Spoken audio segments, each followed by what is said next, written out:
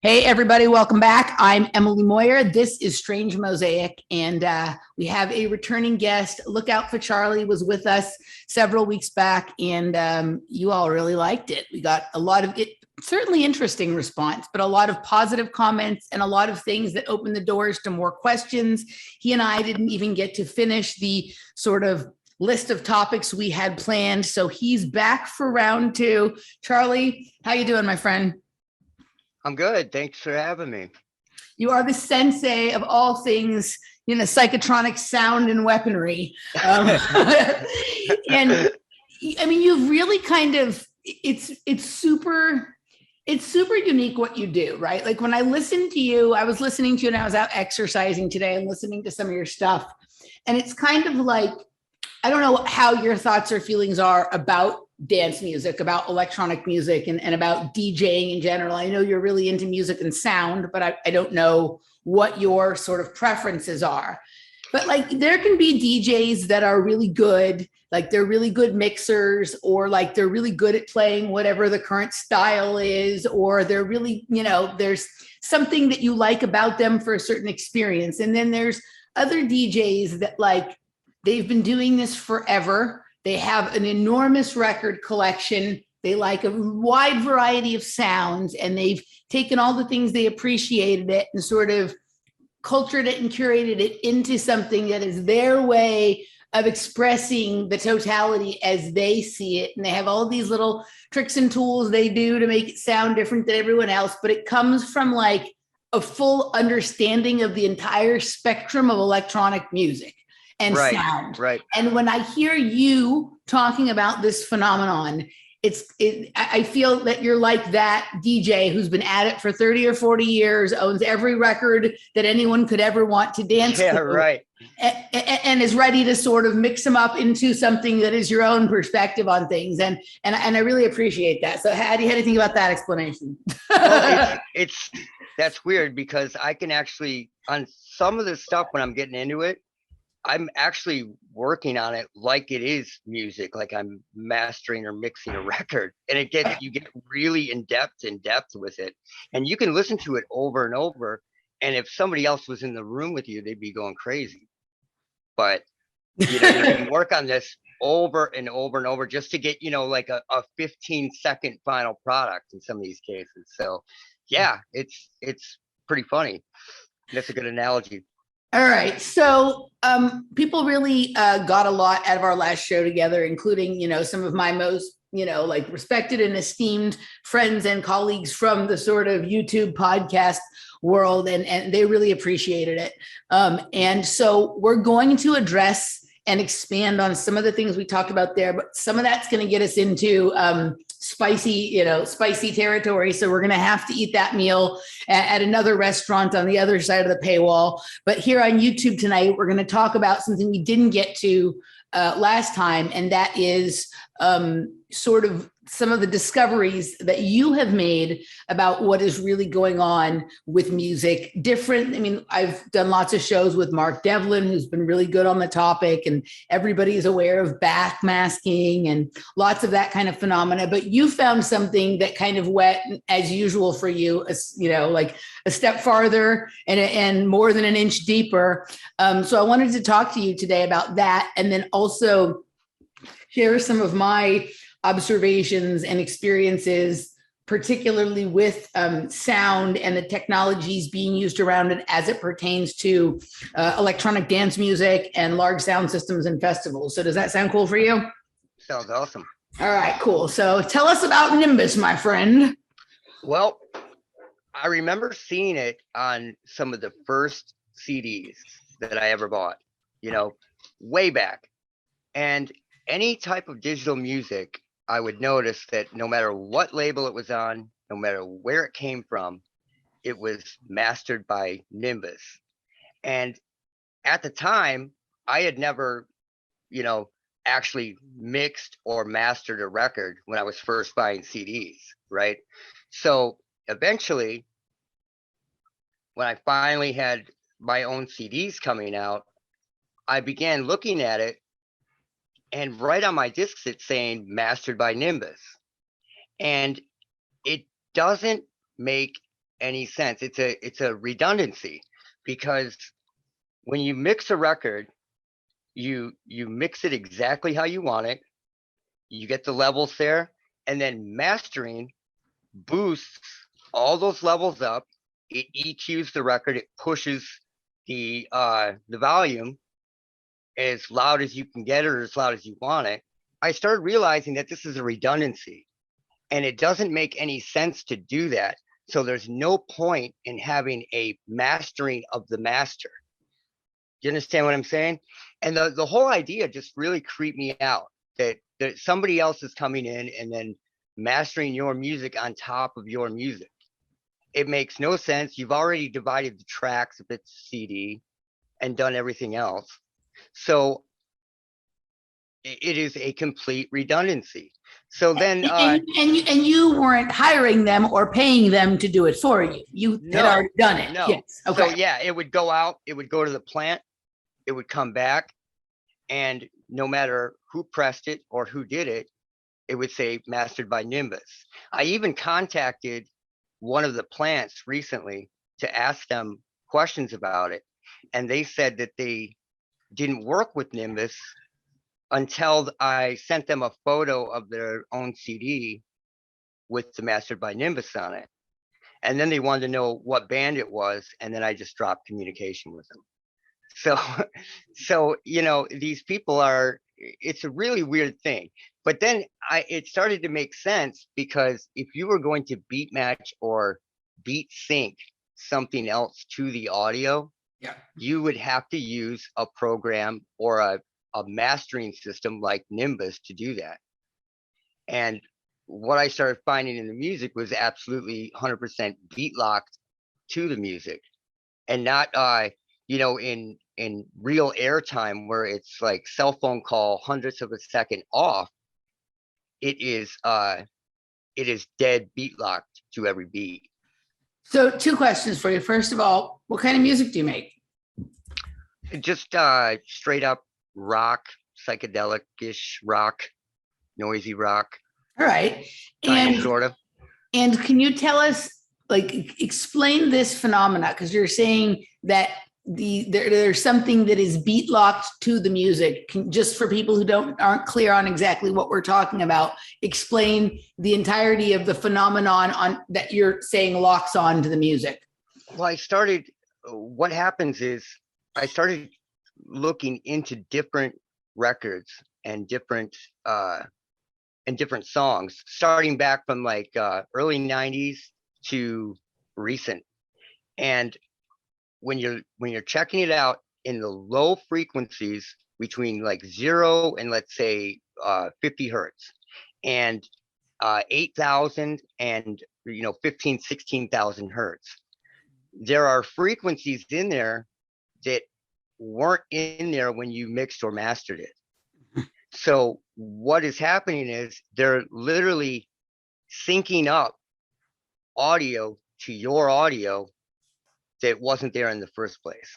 And it's audio that's pretty much out of perceptible range for most people, which doesn't, which occasionally there's someone who sort of catches it, or it just because you aren't perceiving it like in the conscious way doesn't mean that it isn't still having some kind of subconscious or sort of, deeper effect, correct? Right, absolutely. Okay. Because like if you tweak these frequencies and bring them, let's say the 8,000 to 12,000 hertz range, and start tweaking them and removing some of the actual instruments and kind of bending those frequencies, and you do the same thing to the low ELF region or the low frequency region, you can actually begin to hear it.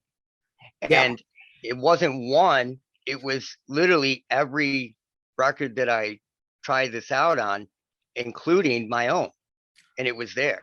So, I mean, it was undeniable that it was there. What does Nimbus, what do they say they are or that they do? From everything that I understand, Nimbus is just began as sort of a mastering program, if you will, for mass CD replication. Okay. So you've got this plant in New Jersey and this plant in Chicago and this plant in, Walla Walla, Washington, and they're all using Nimbus. So is Nimbus, is it like a software? Is it a technology? Like what is? Okay. Right. So what they're claiming is that it basically, or used to, I don't know what they're claiming now, but it used to listen to the CD and then I guess master it further, even though you've already mixed and mastered the CD. It doesn't make any sense. So like a reasonable explanation for this would be, with the invention of CDs and the ability to replicate them massively for low cost, lots of people started making music, and not everybody was making like well mixed or mastered or balanced music, right? So that this is the way that they might say is, okay, so when you send it for us to replicate it, we also run it through this so that anything you missed gets kind of cleaned up, and it creates a more pleasant to listen to product. Like that would be the explanation that they would give that most people would accept, correct? Yes. Okay. And it makes, in theory, it makes sense, because I remember way back taking an old Social Distortion record and ripping it to an audio wave and looking at it. And I had always noticed that particular record was really quiet compared to most other records and most of their other records. Mm-hmm. And the weird thing was with that record is that there was literally one hit of a hi-hat where it clashed with the guitar note and it shot a spike up, and you couldn't see that back when they made those discs because it wasn't digital. You didn't have it in front of you like that, right? But they had to bring the whole record down like 8 decibels due to that one spike, where mastering, you can push everything up. But again, the issue is, when you've mixed and mastered a record, you've already done that. You've already done it, right? Right. You've already done it. Okay, so it's just like you don't do your laundry twice before you wear your clothes. You don't run the dishwasher twice unless you forgot to tell your partner that you didn't do it, right, or whatever, right? So it's like, this doesn't make sense. This doesn't make sense unless there's this desire to either add stuff to what's there, or to make sure certain things that are put there don't actually come through the way they were intended. So it could either be used as an addition or a subtraction, correct?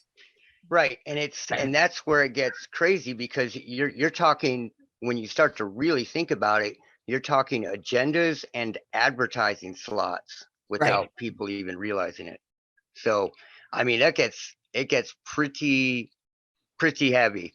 And especially a lot of the comments that I pulled out of them are generally all negative. Yeah. Generally all negative. And granted, I've only worked with rock, and they're sort of like degenerate comments in general, but I want to start getting into some other music, but it takes a really long time to do. So, you spend a huge amount of time on, 10 seconds. Check it out. So you just pray that you pick the right spot before you start working on it. But go ahead. No, go ahead. I thought you were done with your comment. Go ahead. No, go ahead. Okay, so I want to get further into this in a second, but there's something else I learned about a couple of years ago that sounds almost exactly like this, but for vision instead of sound. So I learned, I stopped wearing sunglasses about, 5 or 6 years ago, right? I had once again broken or lost my expensive sunglasses, right?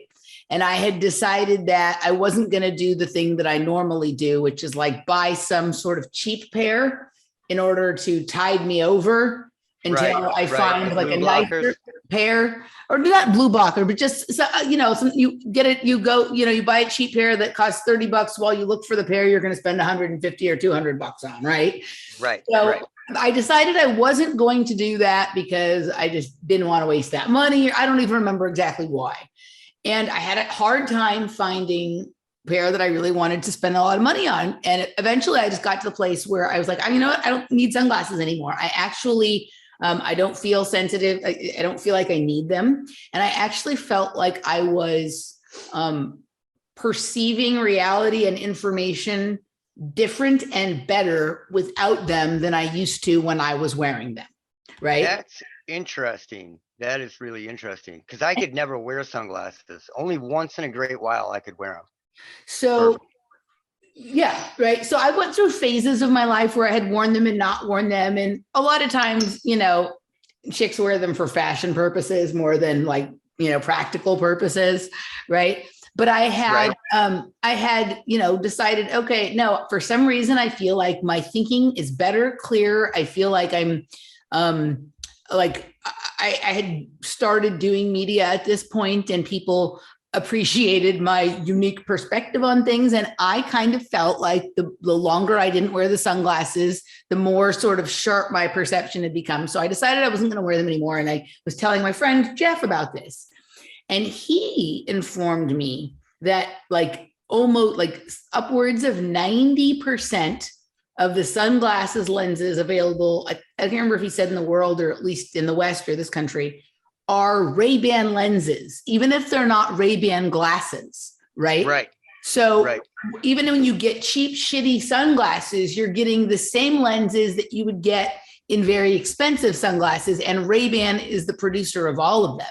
And that sounded crazy to me at that time because you think of Ray-Ban as being a nicer, higher end product, right? Right, but they just want to keep frequencies out. They just want to keep a certain band kind of out, right? That they're literally banning rays. They're telling you exactly what they're doing, right? And so even when you get $2 sunglasses at the Chinese ripoff shop, they have Ray-Ban lenses in them, right? And so that started me thinking, okay, well, this is interesting. That it isn't just about, you know, creating more things for us to look at, but literally removing the number of things we can see. And it sounds like exactly like the eye version of what you're telling us about the ears here, right? So Ray-Ban is the Nimbus of you know, eyewear. Sure, because if you want to fix the eye, like if somebody has an eye problem, what you're really supposed to do is not give that person eyeglasses, but actually patch the good eye and make them use the bad eye. So if they're blocking that out and you're wearing those all the time, your eyes are getting consistently weaker all the time in one way or another. So I instinctively, from the time I was a kid, like I have very good vision, but it's weird. Like I would go through periods, and occasionally I still do, where like my eye vision was a little blurry, particularly at times when I've lived here in Austin, where there's a lot of cedar, right? But I have always instinctively known not to go to the eye doctor, not to get glasses, and eventually it clears up and I go back to being able to see fine. But if you know, there's an incentive to every time somebody feels like they can't see clearly for whatever reason to make a correction and try and fix it, and then starts that spiral that you're talking about. I did interview, do you know who Jacob Lieberman is? I know that name. So he's an interesting guy. He's written a couple of books. He wrote one called Take Off Your Glasses and See, and another called Luminous Life. And he basically teaches people who have, you know, been in glasses for much of their life or supposedly lost their vision, how to see again without glasses, right? And he also is an expert in the light color spectrum therapies and technologies and stuff like that. He's an interesting guy. Like his whole sort of ethos about everything and the way he perceives the world has definitely been affected by what he's learned about exactly what we're talking about here, as far as the light spectrum, right? And so, but that's exactly right. He basically, you know, he employs a few other different kinds of techniques as well, but yes, exactly what you said, right? Yeah, it's an intense thing because there's a lot of people now when you get, you know, an inbox filling up with stories all the time from people and you read them, there are hundreds of people, thousands of people that daily experience, fireworks in their eyes, in their vision, like almost like digital snow, shooting stars, flashing lights, Yeah. flashing pinpoints of lights, all kinds of different things that just shouldn't be there. Yeah. And, if you've got certain things like that that are weakening your eyes, I mean, I'm sure that the entire thing is a combobulation of all these different things put together. But yeah, definitely weakening the eyes would have a serious effect on your eye strength. Okay, so I want to get back to Nimbus here, and this is just something I like to do. I do it a lot in my shows with Michael Wan, where we track a lot of like synchronicities, whether they be synthetic or organic in nature, or when we do a lot of wordplay. And just Laura looked up what is Nimbus on DuckDuckGo while we were talking, right? And the first things that come up, some of it's kind of interesting. So the very first thing that comes up is the tennis shoe ASICS has a model of sneaker called Nimbus 22. And what's interesting about that is, like, I do a lot of looking at sports, particularly tennis, from an esoteric or an occulted perspective, and getting into these lines of clothing and shoes that they wear. They all have incredible amount of esoteric meaning to them. So that was interesting to me that popped up. I'm going to have to look into their tennis line and see if that shoe plays in, and see if I can attach it to a narrative or a story with any of the players. But then the next thing is the definition on Merriam-Webster, which is a luminous vapor, cloud, or atmosphere about a god or goddess when on Earth. Right.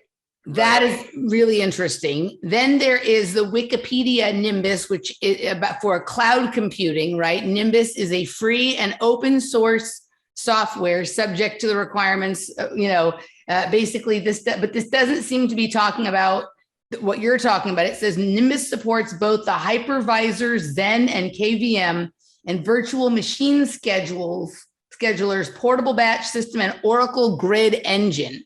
Right. So it's all kinds of weird stuff about virtual clusters and contextualization with cloud computing. And then the next thing, and then there's the Nimbus for the Latin for dark cloud again. And then the next one, and then I'm going to stop after this. Where did it go? Is what is Nimbus ring in billions? Is it a real device? And there's apparently a smart device shaped like a ring that is like part of some kind of startup that keeps track of biometric data with built-in sensors and all that kind of stuff. So those are all the things that come up right when you just start digging into Nimbus, not what you're talking about, but this is sort of the energy or the idea that we're playing with here. Right. And I thought that was fascinating. Yeah, and I wouldn't be surprised if the first company you mentioned is somehow related to them in one way or another. I'm not to how when they first started. I'm not sure how, but it seems very similar, because I think what the whole idea is you could pretty much do this to anything, including anything that you uploaded. It could be instantly done by a program like Nimbus. So it takes you 37 seconds to upload a video, and then while it's processing during that time, it's transforming that video and that audio in that video into something else. So it's really ominous. Okay, so you contacted the plant, and they denied any connection with that. They said, go ahead. Didn't you also call Nimbus itself at one point? I had at one time, I emailed them and tried to contact them about questions, and they were not answering those kind of questions. I just kept getting a bunch of junk back, basically. But the first woman, she denied that they even worked with Nimbus, knew what Nimbus was or whatever. And this isn't somebody who just got a job there. I knew her name, And she has been there at that particular plant for 20 years, at least 20 years. I would say 25, 27 years. Wow. And she denied it until I sent her the photo. So I thought that was weird. I don't know. Maybe she forgot that they were using that, because she kept talking as though Nimbus was a company, that we don't work through Nimbus. And I was like, no, it's not a company. This is a mastering system. You know, I was trying to explain it to her. And then when I sent her that CD, then she started kind of backpedaling. Okay, so if it's not a company, if it's a mastering system, then this like ties right into what you're saying about the fact that like there is not, in most cases, a human being directing whatever is being done with these sounds, frequencies, the field, or whatever. That this is literally a technology that is sort of like assessing. This is a program, you send your thing in, and it sort of like runs it through its own field and sort of assesses where it can lock on. Right. So let's say you pick your genres, Okay. and you are just for example, let's say that somebody is rock, pop, punk, or what, whatever. And the system, let's say you've got this huge lexicon of phrases and words and ideas, and whoever is going to Nimbus or remaster your disc for you could actually choose, and that would be the only human input at all. They would actually choose the whether it's degenerate, or is it uplifting, or is it just negative, or is it, you know what I mean? Like, what is the message, the overall message? And then it seems to get pumped through that. Because the Christian rock that I worked on one song that I haven't done a video on yet. And the messages in that were really, really different from the Nirvana and some of the other bands that I worked on. So it seems as though you pick the overall message. And I think that's done. It seems like it's done according to genre. So what kind of messages were you hearing in the Christian rock? More like he's not coming, and like just really downer, kind of not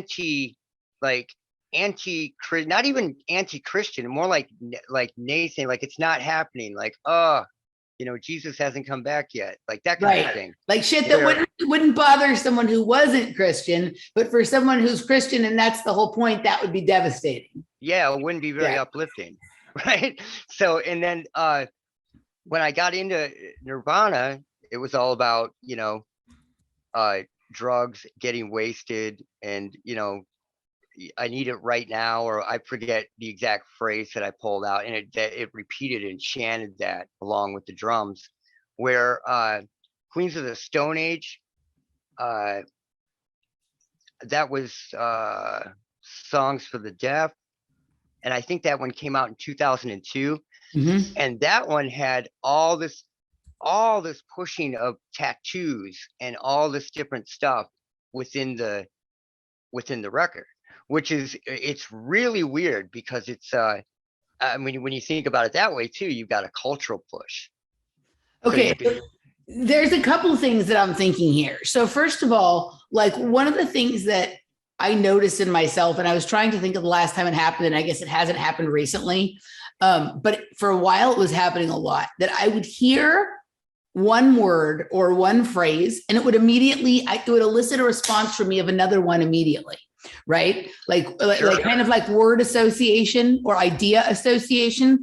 And some of them, it made sense to me. Like some of them might be like, okay, a commercial that was playing a lot, or some song that was really popular when you were little. But some of the ones I would hear a word, and immediately in my head, I would think of another word, and like, it didn't make a lot of sense. Why? Like some of them didn't make sense. Right. But for some reason, like after, like at a certain point, every time I would hear or think one thing, the other would come too. And so it's almost like a, what do they call it? Like with the kind of reinforcement, like what they do with the Pavlov's psychic driving.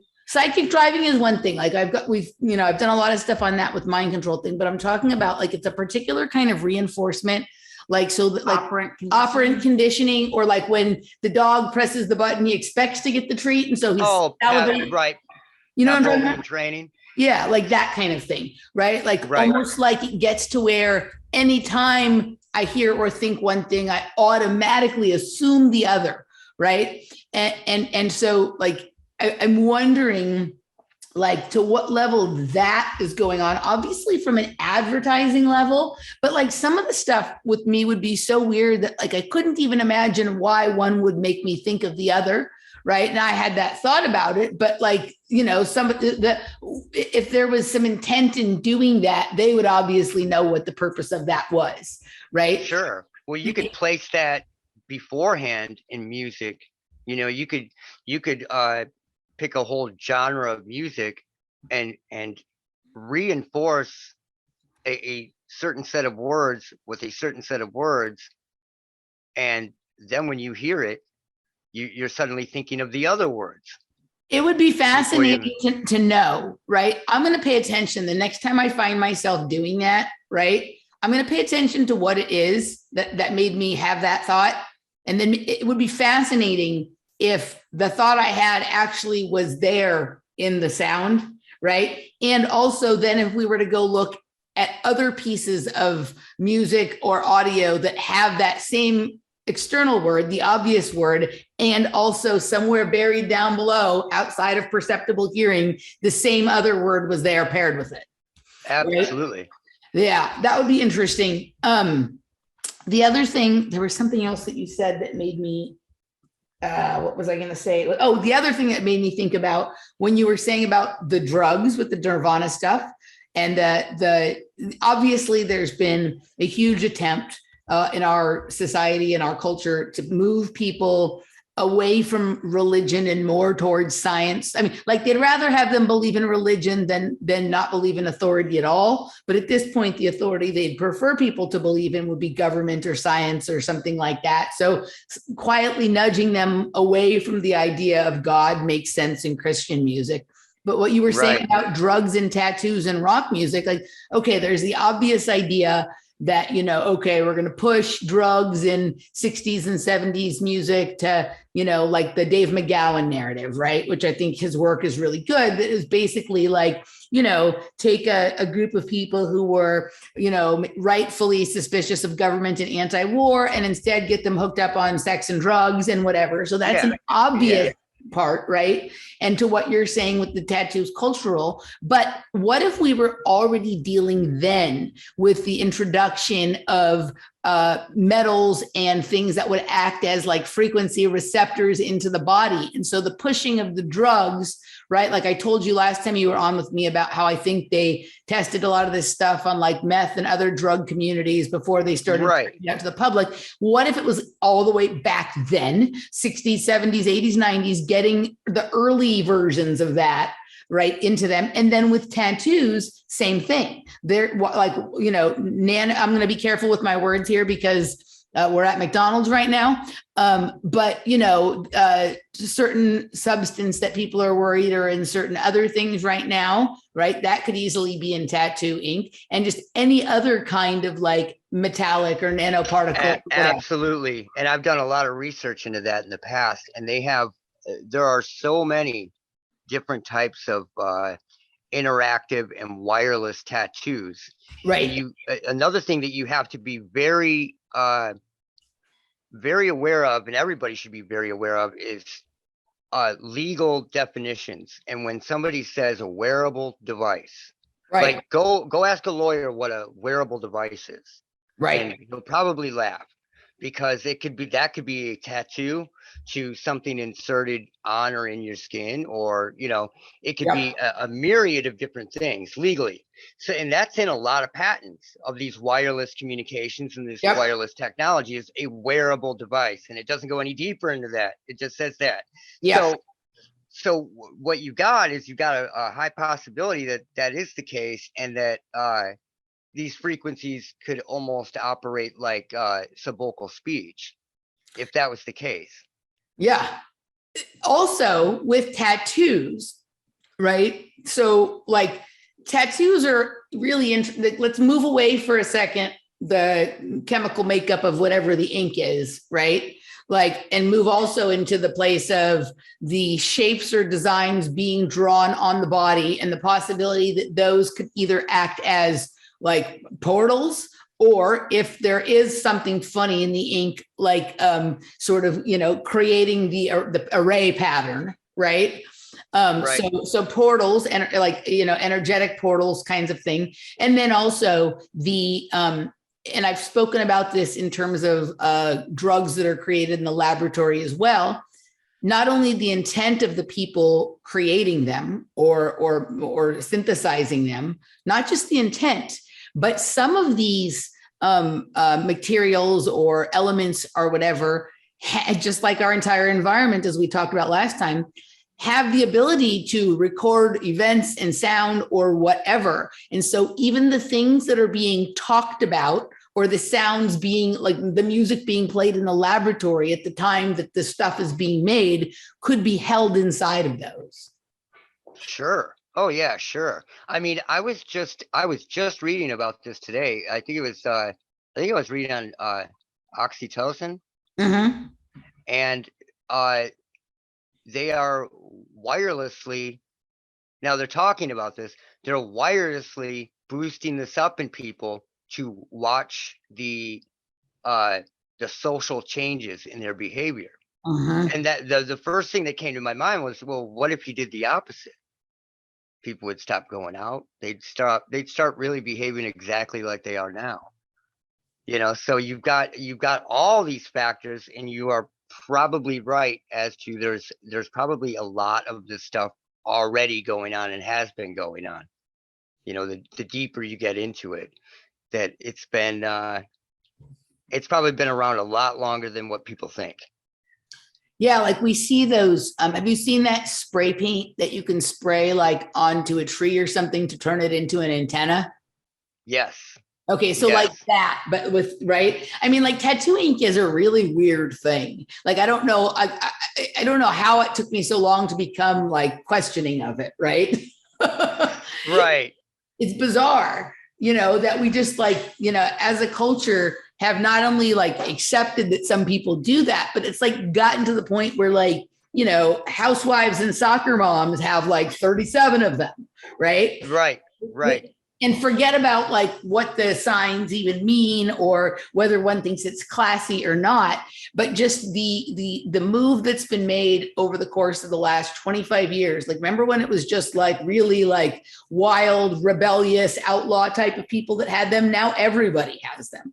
I'm Yeah, I shocked. remember being in a bar and somebody thought I had, literally somebody thought I had gang tattoos on my hand. And because I've got a small tattoo on my hand, they literally thought it was gang stuff. And now nobody even looks at it. You know, it's like Yeah. nothing. It's like nothing. But that is where it starts to get really weird, because as soon as all those tattoo shows came out, right away, instantly, I was like, there is something up with this, because the way they're pushing it.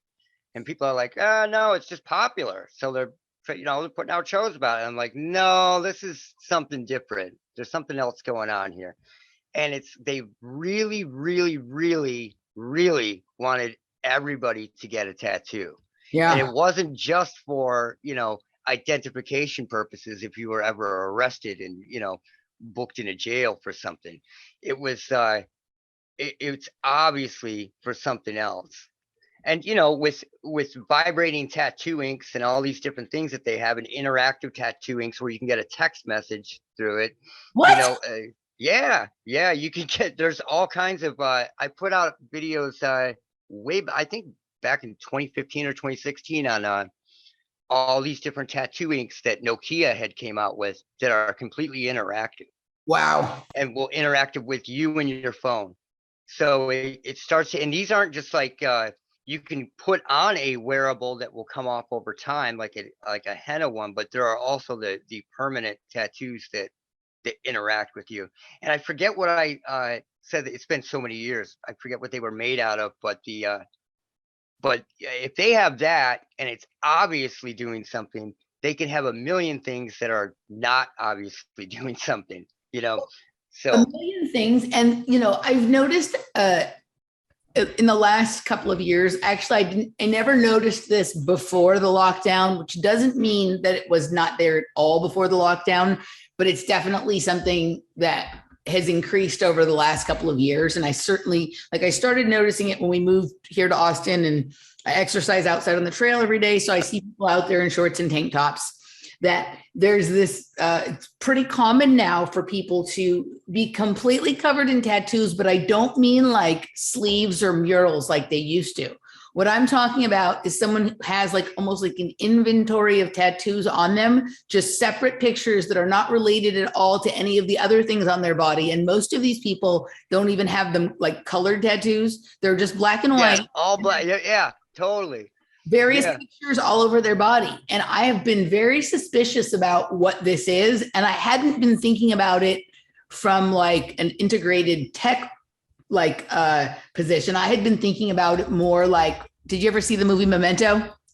Sure. Yeah. Like I was thinking about it more like that. Like, okay, like are these like NPCs who don't actually know anything about themselves, but when they sort of reawaken, they are able to perceive based on looking at the, you know, inventory of signs and symbols on their body, like what their commands are. Like I was thinking about it either like more like that or more like, especially here in Austin, where I'm very well aware of how central this area is to the development of mixed reality and the multiverse and all of that kind of stuff, that, you know, they're already layering in things that like look a lot more real than Pokemon Go, like that they're layering in things that look like real people, whether they are or not.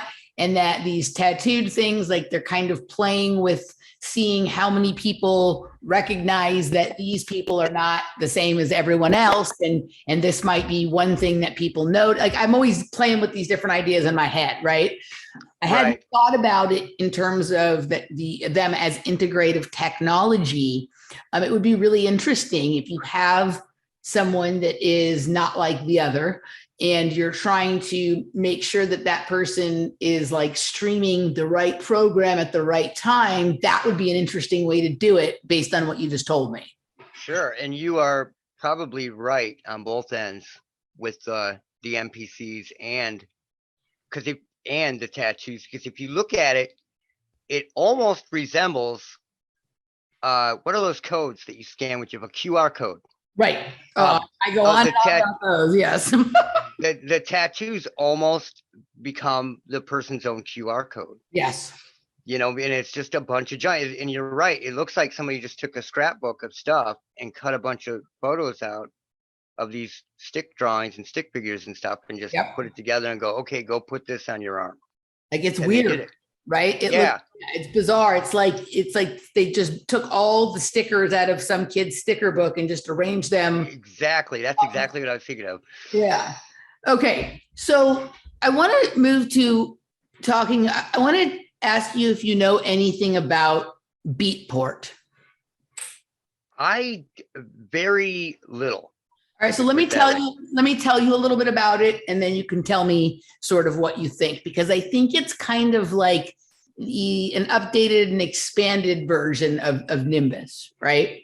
So Beatport is it's a place that I think it's probably used for other kinds of music, but I think it was developed specifically for DJs and electronic music, right?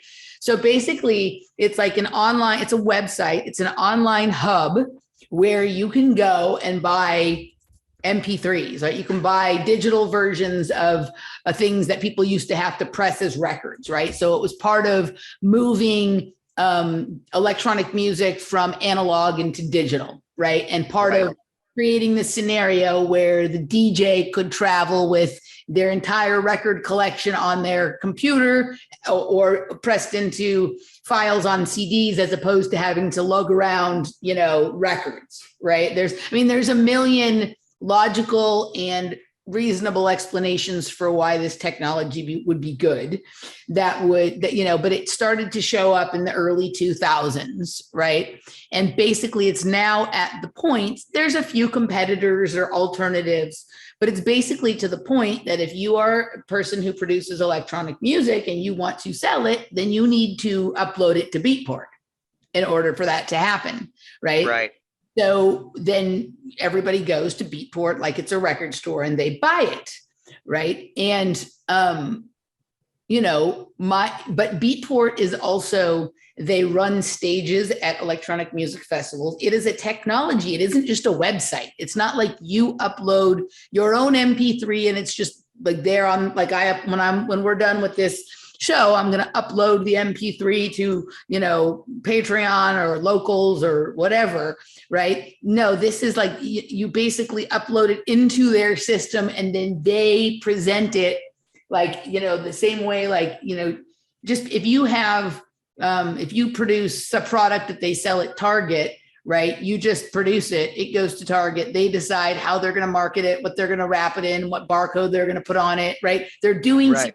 it to sort of identify it, track it, all this kind of stuff. Every piece of music now, almost every piece of electronic music that is created that anybody else plays other than the person who made it has been through this almost the exact same way every CD ever listened to has been in touch with Nimbus, right? And Right.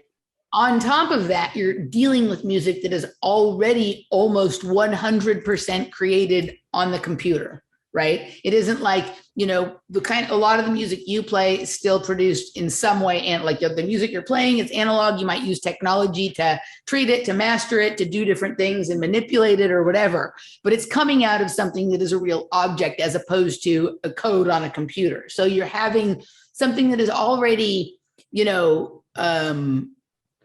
not physical or organic in its nature, creating sounds that are then run through this other thing, right? And Right.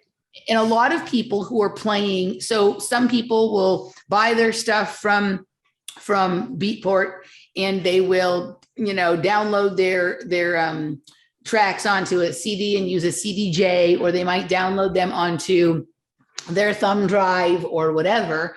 But others use certain kinds of software like Ableton, Tractor Machine, all that kind of stuff that like it's just basically coming from Beatport and then going into another program that also may be doing something else to it, right? And this technology came about around the same time. So remember last time we were talking and I told you how I remembered when the methamphetamine experience went from kind of an analog experience to a digital experience. Right. Right. Same thing happened with the music. It was about the same period of time, right? I began having very different experiences with sound at parties than I had ever had before, right? I had always, sure, the music always sounds different when it's on a big system. It sounds different if you're on drugs or whatever. That always happened. But at a certain point in, I'd say around 2005 on 6, sometime around there, I started having like tremendous, like way more sort of detailed and fascinating visuals on the back of my eyes when I listened to music at parties, like on big sound systems, right? Even when I listened at home, but particularly like on the larger systems. Were you using Beatport then? Oh, I wasn't using it because I'm not a DJ. I just Okay, right. But do you use it to download or for anything? Were you using any of that stuff I've then? bought one thing off of Beat because I'm not a DJ. I've bought one thing ever off of there, one or two things. But a lot of music, like a lot of the CDs or DJ sets that I listen to are compilations of tracks that the artist purchased off. Right.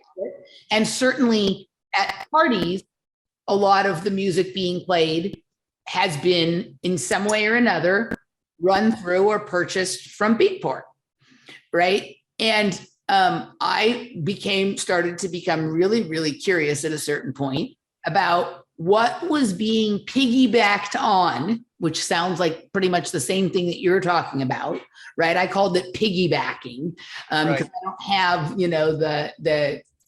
the lingo from, working in sound and audio that you do.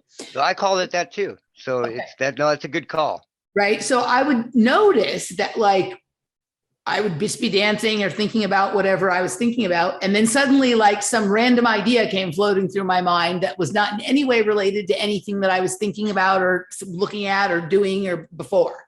Right.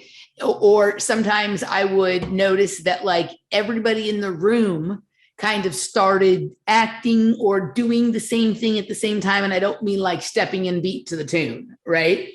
Like, started to notice that. And I wondered about the frequencies, but I mean, some of the visuals that I had were so in depth and so detailed, like that, I understand cymatics and I understand like this inner eye, third eye, mushroom acid, all that. Yeah, it's not natural though. Right. It's different. Like it was one experience up to a certain year. And then after that, it became layered just much more thickly. And then it started to produce like this odd experience of synchronizing me in a weird way with other people in the environment. Right.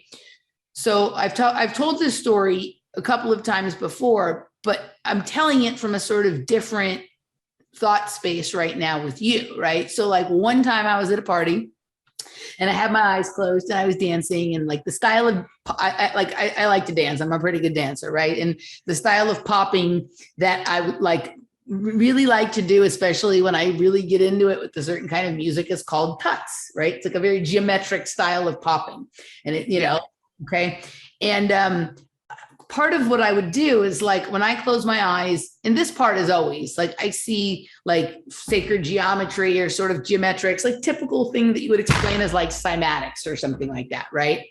On the back of my eyes. And a lot of times I guess I would kind of not even that knowingly use that as like the template or like, for what I was doing with my body, right? But that particular night, it was weird because whatever I was seeing in terms of colors and geometry was like superimposed over a background picture that looked like the Giza Plateau in Egypt, right? And I was seeing how they were building the pyramids, right? Like whatever it was showing me that how they were doing it with sound, right? And like what was interesting is like there's a few things in all of my visuals that are always there, whether I get them in meditation or dancing, on drugs, off drugs, whatever. Like there's something that was always there, and it's kind of like this disc spinning around a tether, and it's sort of everything emanates from that. And it was showing me that literally is how they levitated the stones up on, to build the pyramids, right? So I'm dancing and looking at this, and it looked so real. It didn't look like some cartoon thing. It literally looked like I was several hundred yards away from the Giza Plateau, walking towards it, and I was watching them do it, right? And the night sky looked interesting, and there was all these colors and whatever. So I'm watching it, and I'm kind of dancing, and somebody comes over and taps me on the shoulder and asks me what I'm doing. And I was like, oh, I was like, well, I'm dancing. He's like, your eyes are closed and you look so into whatever you're doing. I'm like, so I started explaining to him that like, oh, I see this geometry and I'm kind of moving my arms in rhythm to that. He's like, well, you're a really good dancer. I've been watching you for a long time. I enjoy watching you. And then he said, and by the way, I can't remember what name he said. My name is so-and-so. I'm from Egypt. Wow. Right. And so like to me at that time, it was just like, okay, this is the weird stuff that happens on psychedelics or at parties. Lots of weird stuff always does. But if there's information piggybacked, right, onto some of these sounds and tracks, right? Like, I mean, Egypt could be running through the mind. So I'm expressing it.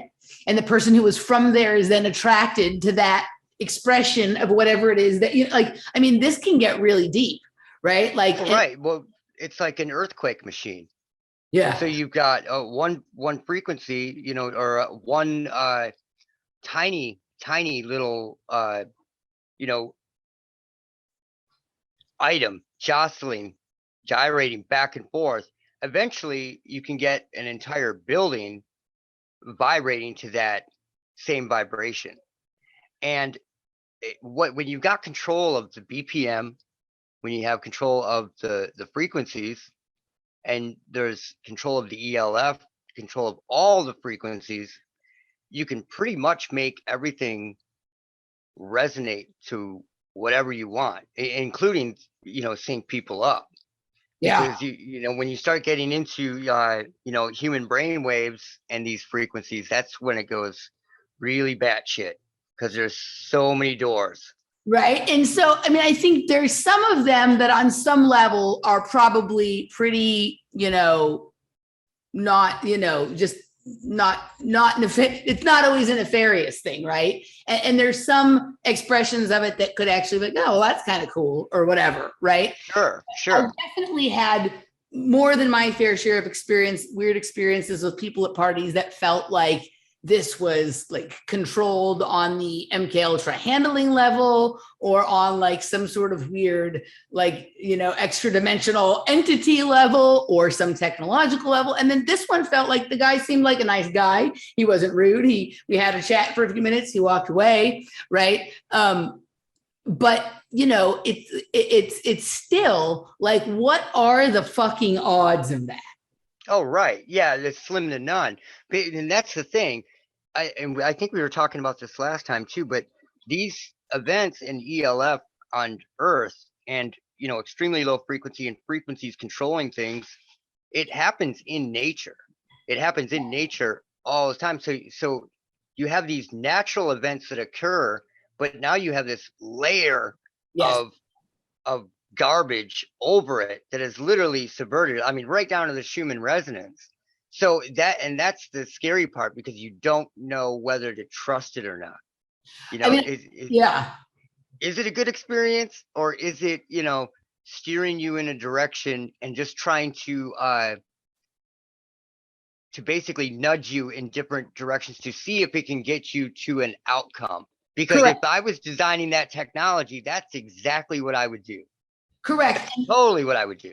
And it can work controlling in both ways, right? Once it's out there, then you have people so suspicious of it that they're not actually following stuff that is sort of organic and, you know, kind of just interesting or neat. You know, like I read this book a couple of years ago called Synchronicity by F. David Pete, that talks about how like synchronicity is actually a natural like process that this reality generates, and that there are people that have figured that out and have set up systems and technologies to sort of replicate or piggyback on that, right? And so Right. you know, both things, you have a scenario where there's like, okay, there's obviously completely like coordinated or synthetic synchronicities or coincidences, right? Like when you know, are talking about something to your friend and then your phone shows you that without, you know, even though you didn't search for that, right? That's obviously fake, right? And then you have absolutely that are, you know, undoubtedly, you know, real, because they either happen in too quick of a succession or far enough away from anything that could render it that quickly, right? That, okay, like that's just fascinating. And those probably too often get just written off as that's a coincidence, when actually there might be some really deeply meaningful synchronistic truth to them. Sure. And right. And that's the sad part, but go ahead. Right.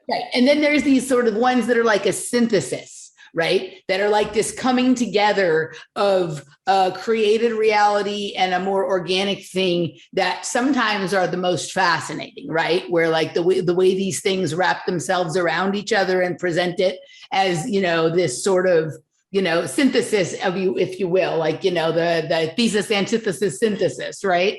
That right. Can really interesting. And to me, one of the things that like that, you know, my friend Michael One and I, who we do a show where we really like get into a lot like synchronicities and you know, synchromysticism and stuff like that.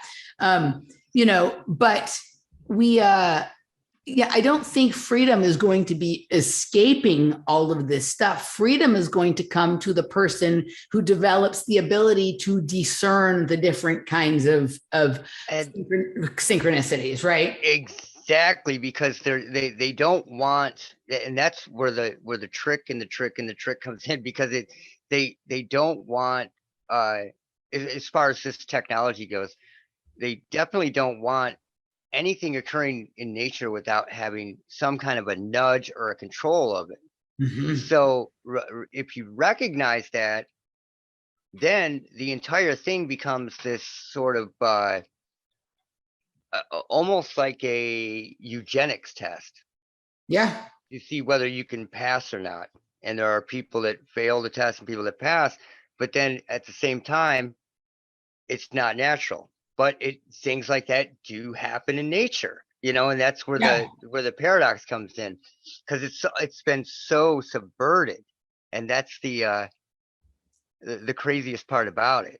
The technology, all the technologies are built to either mimic something that the planet, that nature does, or that our bodies do. Right, absolutely. All of them. There's not one that exists that isn't a mimic of that, and they've tricked people into thinking that our brains work like computers instead of the other way, which is the computer was built to work like the brains. Right. So people automatically feel inferior to technology and are trying to live up to that, as opposed to recognizing that this is something that's been made, like modeled after their own, you know, create like their own bodies or their own minds or the earth that we live on, right? So that's the first, and like that's one of the biggest inversions, right? Is how the way people see themselves as becoming more and more like the computer instead of the other way around. And then the other thing is one of the keys to pattern recognition, but the big key, the main key to pattern recognition is your immune system. And that's why it's been under such attack and why there's such an interest in rewriting it. Are you aware of this? Oh, yeah. Okay, yeah. Cool. A lot of people aren't, right? And so right. That's the whole, the reason, there's a huge reason why, like, it's always the same people who like take the pokeroonies that also can't see how this was a staged event and that and whatever. And it isn't just because some people are conspiracy theorists and others aren't. It's literally because the immune system is designed to recognize patterns. And once you start altering its ability to do that, it's like the same thing with the glasses we were talking about earlier. Right. Yeah. Absolutely. So, okay. Last question on the sound, and then we will move over into the patrons hour, and we can talk about all the spicy stuff. You have any experience with the Funktion-One sound system? Wow, that is very, very strange that you brought that up. I have not experienced it, but I was just reading about it. What were you reading? So what were you reading about it? This is natural synchronicity. Well, I was picking it up because what I was doing is I was looking for different boards. And what I was trying to do is I was trying to discern between a brand name and an actual board, but for some reason it kept pulling that up and throwing it at me. So yeah, I was mainly seeing it and not reading the details about it, but everywhere I was looking, I was seeing that Funktion-One sound system. So you can school me on that. Okay, so the Funktion-One sound system, like it's very commonly used electronic music, right? Like a lot of times, especially at big festivals. But yeah. Go ahead. My favorite way to hear it is like quite a lot of sound in a not super big warehouse, right? Yeah, I like to hear my techno in a dirty, dark warehouse in East Los Angeles, like, you know, stacks and stacks.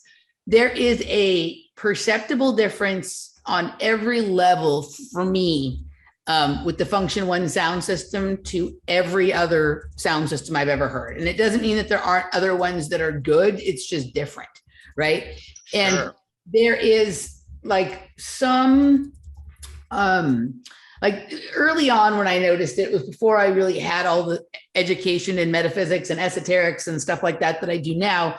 But I had read somewhere that like, yeah, people had kind of done sort of tests or whatever and determined that it was like more common to have a transcendent experience with the Funktion-One sound system than with others. So they're very popular at like the festivals that sort of combine electronic music with sort of psychedelic or new age ideas or whatnot, right? Like they're very right. popular. Are they?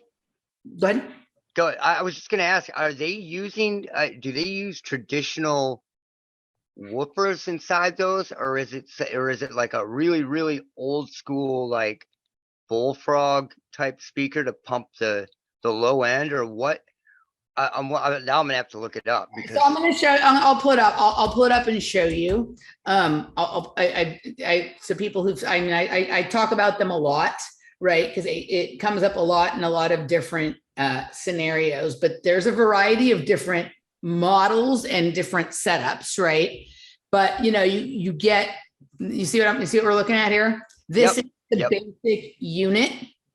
Right. This is the basic unit. And then there's also some other units that are a little bit different. But generally, when I go to a warehouse party that has good sound, I will see about 4 of the setup we're looking at right here. So like a stack like that on each side of the front corners of the room. And then in the back, if they're caring about the consistency and the quality of the sound, sometimes you'll get something a little different like this. And then it will sound, each different way that they arrange the stacks and how many they have creates scenarios that sound different. This is like for a huge festival, right? The way that they put the walls together. Right. But at the core, this is what you're dealing with, like many, many, many stacks of this, right? And if you look at their logo, so let me just going to show you their logo. Right? Their logo is actually the inside of the speaker. This is what the inside of their speakers look like. Oh, logo. Yeah. So what this actually is, like if you go looking deeper, deep into it, it's a quatrefoil. It's a 4-lobe shape. It's like if you invert it, it's a Templar's cross. But if you look at this part in the middle, it actually looks like a UFO. I was just going to say that it is. It's a UFO with another something behind it, and then you've got. It looks like desert and mountains. That's what it looks like. 100%, right? Desert and mountains. So like when Laura and I were in Joshua Tree and this other place called Hidden Passages Ranch, which is in like near Palm Springs in California, right? Which is actually where like Coachella is and whatnot, right? Right. We were sitting outside one night. We did mushrooms. We were not listening to music, right? But once you've done mushrooms and you're out there, there's a lot of activity in the sky there. And you see that there's like a dome up there and it's wallpapered with what I call quatrefoils, which I'll show you I'll show you exactly what I'm explaining, right? This isn't exactly it. Let me find the one that I'm thinking of. So the kind of there's different ways that you can draw them, but I'm looking for certain so something kind of like this, right? Like right. Sort of pattern, the whole sky is covered in that pattern. It's like it's exactly this, right? 4 intersecting circles that way. If you imagined like that, instead of living in an open air, whatever, we lived under a large dome and somebody wallpapered the whole ceiling with ongoing versions of this or this, right? That kind of thing, right? And then when there would be these lights that would come through the wallpaper, right? They would look like UFOs. They would look like this, and they would come through the very center point right here. So like, see where my cursor is circling? Yep. Here, they would come through and emerge slowly, literally looking exactly like this. And then you would be like, ooh, look at that one. And as soon as you said, look at that one, it would light up and start like throwing colors, right? So it's almost like there's like a membrane or a sound wall. And if you can puncture that, you can like move through to the other dimension, whether you're a spaceship or whether you are a dancer at a party trying to have an out of body or a transcendent experience.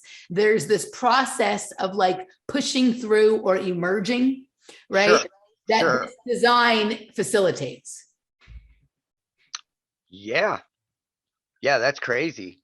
I've had a lot of, I haven't had experiences like that, but I've had a lot of sleep experiences that were like OBE type stuff, that kind of thing. And it is, there is definitely something real to it. And I still don't know whether it was there or if it's there now. You know what I mean? Yeah. Or if part of it was there Yeah. and now it's been layered over with a layer of emulsion over it. Yeah. I It's like if somebody strips the wallpaper before they put the new wallpaper up, or just put over the next layer over. right, Yeah. right. Yeah, that's, and okay. So you were seeing this and other people were seeing this as well? So Laura, my girlfriend who's sitting right here next to me, right? You met her last time you were on. Yeah, yeah. She has very little experience with a lot of the issues that you and I talk about, or with psychedelics, or with dance music, or any of that kind of stuff, right? But we were both looking at the same thing, and she could like point, oh, look at that one, and then I would look at that one, and then it would light up, and we were both seeing the same thing happen, right? And so it wasn't, it's not like if you think you're going to see that, right? Because every time you trip, you see the UFOs, or every time you whatever, right? It right. Like that. It was we were tripping. She had her own trip, right? Like, close your eyes. I was having my own psychedelic trip. She's having hers. This was like when it was kind of, we were coming down, but your visual acuity is still sharper and you see things more colorfully. And we were just sitting outside, right? Looking at the sky. And like, I explained to her what I was seeing. And once I explained it to her, then she saw it too. And then she could point out different ones where it was happening. Right. Absolutely. But right. She didn't, it wasn't like, it was like her brain couldn't register it till I showed it to her. And then once I showed it to her, then she saw it everywhere. Yep. Right. Yep. Yeah. And that absolutely happens with a lot of different things. Yeah, I absolutely believe it. Her first response was like, does the government know about this? Because there was literally thousands of them in the sky. They were all over the place, Charlie. They weren't just like one or two. It was like they were fucking everywhere. And it's I don't see that. You don't see it in Los Angeles, right? Because there's, I was living in LA at that time. And even here in Austin, where there's not quite as much light pollution or stuff like that, you don't see it. But when you're out in the middle of the desert and there's not tall buildings and light pollution and whatever, like it's just, they're fucking everywhere. And it's weird because you start talking about them and then they start interacting with you. That is, wow. Yeah. And that's why I couldn't wait till we got out to Colorado last summer so we could actually see the sky, because it's so bad here. Like you can go in the yard and you can look straight up and see like 3 stars. Yeah. But otherwise there's factory lights everywhere. You can't see anything. Yeah. So all right. So let's do this. Let's wrap up this part. We're going to move over into the supporters segment. And we are going to address some of the topics and questions that came up after the last show, and also talk a little bit about some recent videos that Charlie did. And I want to ask him some questions that just to see if he sort of knows what I'm talking about, B, if he'd thought of it and whatnot. So we're going to move over patreon.com/offplanetmedia, emilymoyer.locals.com, or rockfin.com/Emily Moyer if you want to catch the second part of this. But before we do that, Charlie, hook them up with all your info. www.lookoutfa, like FA Charlie, all one word, .com. And then Lookoutfa Charlie on YouTube. You just look up the keyword. Cool. I'll link to everything in the description box below. Do you get support from your listeners and things like that? Or I put up donation links, and people do donate, which is cool.